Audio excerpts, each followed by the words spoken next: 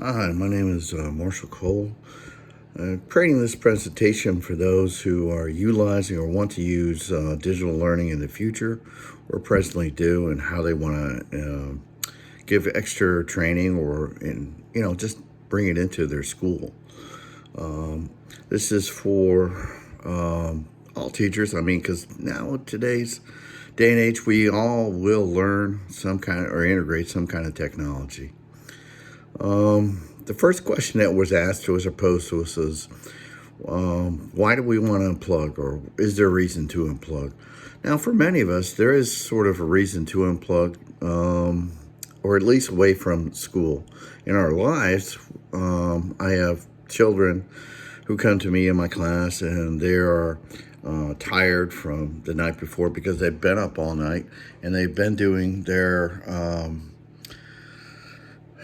I don't know, they're gaming, they're streaming of videos, of TV, of movies, or whatever it is. They could even be doing FaceTime all night, and they come in the next morning, they're super tired because they never unplug.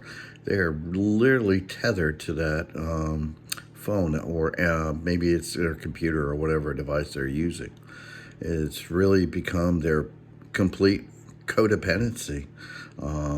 And it's really affected the way a society interacts. You see people out at dinner, or even families, they have children or couples, they're watching their phone rather than watching what's going on in front of them, or interacting with that person in front of them. So in some respects, that's one of the worst ways or worst things that has stemmed from the phone or smartphones and our technologies that we have as far as computers as well. Let's see. Another thing to think about is, it causes way too many distractions in life, like I was alluding to before. Um, we would reap so many benefits if we would just be unplugged from phones. I myself, when I get home from work, I try to leave the phone, computer somewhere, TV somewhere away, and interact with my family.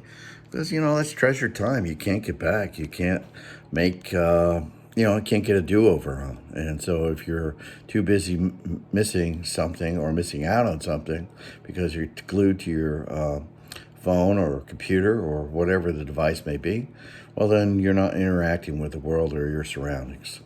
I come from a generation where we as kids, we went outside, and we, went outside in the morning, and we didn't come in till the street lights came on.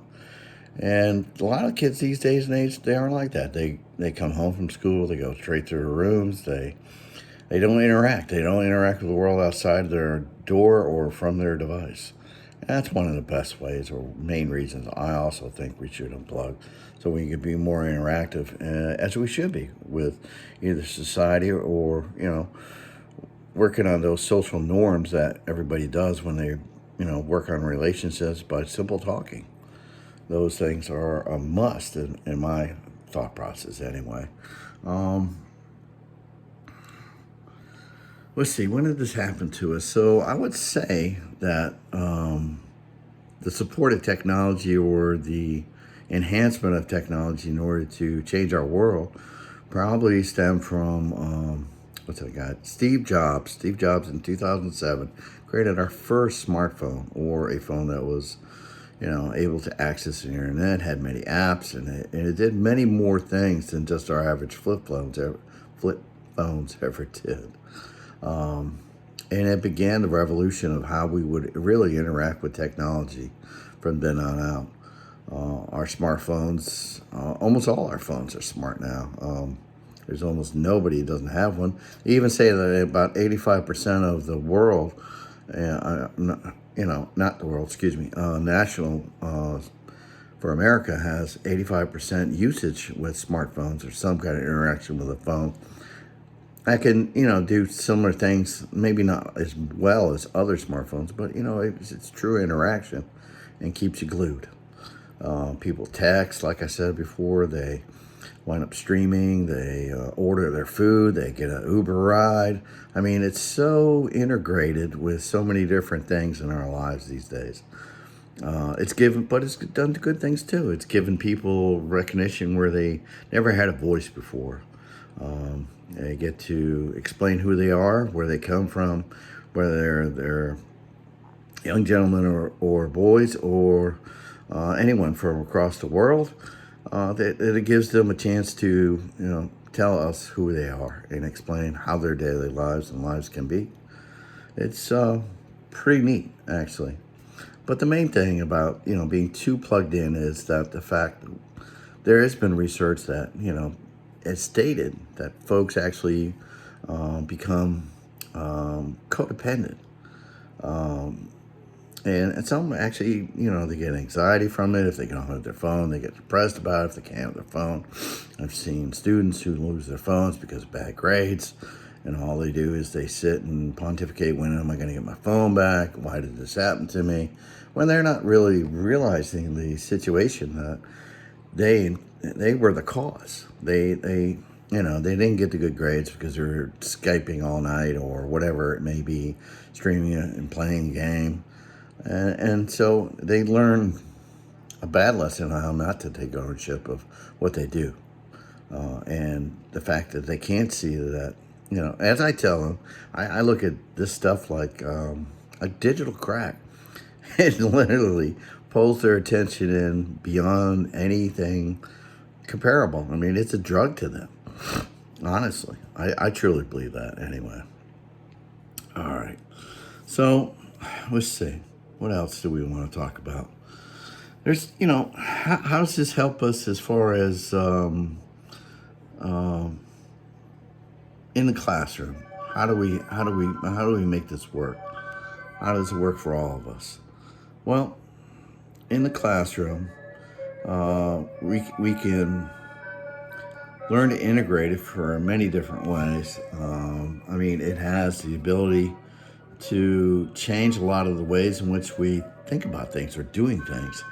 It simplifies things. It gives us a direct impact if we can use it in a good way. A lot of us have smart boards or something like that, and if we talk about a subject, we can look up a subject, whether it's a zebra or a giraffe or something that simple, and we can bring that and show them if they've never seen it, or what it's like to look at the moon's surface, or what kind of rocks have they taken from it, or what an old battlefield might be that we were talking or discussing about. It can actually bring that to the forefront. And these days and times, we find that more prevalent for the sake that sometimes we're online learners, whether it's due to COVID and we, have a say in it or not. So we have things like G Suite, which is Google Classroom. And for a school that has it, that you never go away from being able to use that technology. And it's a good way. It allows chat, interaction, email, everything, and online videos and videos between you and your students. And it opens up a forum like nothing else. And it encourages and allows the students to see you. We did it over the last quarter of last year, and we found that our students are so happy to see us and interact with us rather than an email or I left them a lesson because they didn't have technology. We learned to get around that too. We gave kids technology from our school as well in order to help support them in their learning. So, you can use it in a balance. It's not technology, not to replace the teacher in the teaching. It's to supplement it and to help find a balance that aids or enhances the way we do teach. That's my personal feeling anyway. So let's look at other things that we have to do. So how do we get everybody technology-wise plugged in? I do find that, a lot of our teachers that haven't grown up with technology, they don't know how to deal with it as well as others. So you have to find some way to do that. If we get new software or new teaching tools, we have infra services that will help them with some kind of professional development to, do better with the software that's going to be given to them. We have chair leads. So the chair leads have certain steps that they take in order to facilitate the grade and how it will go about its learning to reach the state standards and with what they have as far as the technology to use and integration of the textbooks and whatever they are using as well. The G Suite, when we introduced that, we had to have many in services to teach the teachers how to utilize it. We made a staff that was dedicated to that solely alone. And we had, an online presence where we left them ways to go find examples of issues we had, with questions, answers, and things that would help lead them to discovering how to fix their issues. We also have online help desks that would help them as well, and we had teachers who were what we call mentors in each grade, and this helped to alleviate any or additional problems that we found along the way. And this wound up being one of the best things for us because we were struggling, like I guess most were, trying to fulfill that COVID need and still teach. And it's not an easy thing to get around, but it's a good thing. So there are some things that also I want to talk about, which is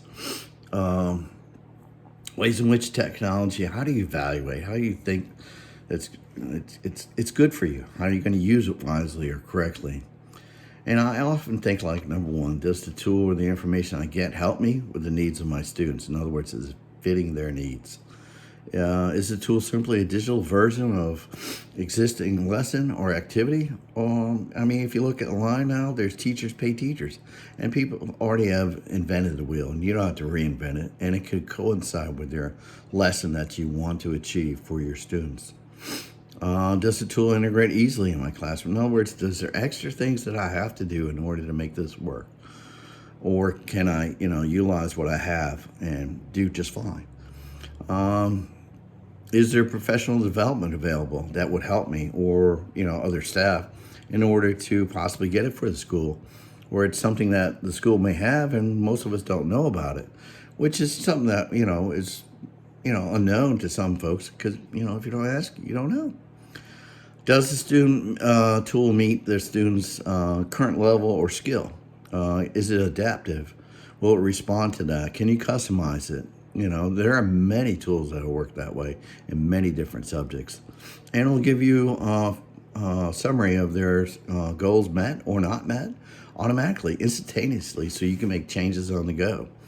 Does the tool provide valuable reports? And that kind of goes to the last statements I'm making. They definitely do.